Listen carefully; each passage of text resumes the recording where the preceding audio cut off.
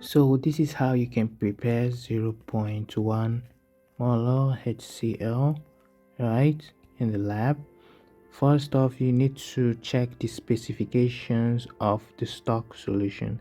Usually it's 37% weight per weight with a density of 1.18 gram per cm cube. So if you know this, yes, you are good to go. So we have 0.1 molar HCl, but first, what does it mean?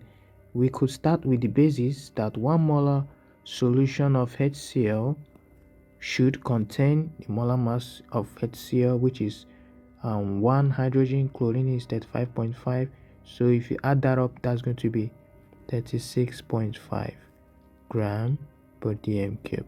So 1 molar solution of HCl should contain this amount. Then the question is 0.1. So if it is 0.1, I'm going to say 0.1 molar will be what? We don't know what it is. So basically, if we cross multiply like this, we want to know what amount we're going to take for 0.1 molar. So if you cross multiply, x times 1 is x. Then 6.5 multiplied by 0.1 is 3.65 gram per dm cube. So since we've gotten to know this is very important. Now we will now go back to the stock solution. We're going to analyze this. This is 37% weight per weight. What does it mean? It means 37% is a measure of 100. So I have 37 over 100 multiplied by the density, because we want to know the mass of HCl in 1 cm cube, which is per cm cube. So multiply by 1.18. So we're going to have around 0.44 gram per cm cube, right? So 0.44 gram per cm cube. So what do we deduce from this? So what it basically means is that let me take this. It means that 0.44 gram of HCl will be in 1 cm cube, right? So it means that we have 0.44 gram HCl in every 1 mil. Now, but we are working with dm cube, right? So we can convert this cm cube over here to dm cube, meaning that this 1 cm cube is equivalent to saying 0.44 gram in 1 cm cube is equivalent to 0.001. Let me clean this up. It's equivalent to 0.001 dm cube. All right, so now let me wipe the top area off so we could continue from the top. Now if you've gotten to that extent, all we are trying to say is that 0.44 gram HCl is in 0.001 dm cube of solvent. Okay, now since this is known, then we ask ourselves, the essence why I'm converting this to dm cube is because of this unit here, dm cube.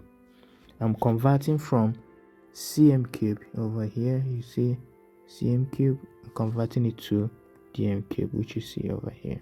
So that is the essence, so that we work in same unit. All right, so let's proceed. Now we will now ask ourselves how much 3.65 gram, which is what we want to prepare, remember 0.1.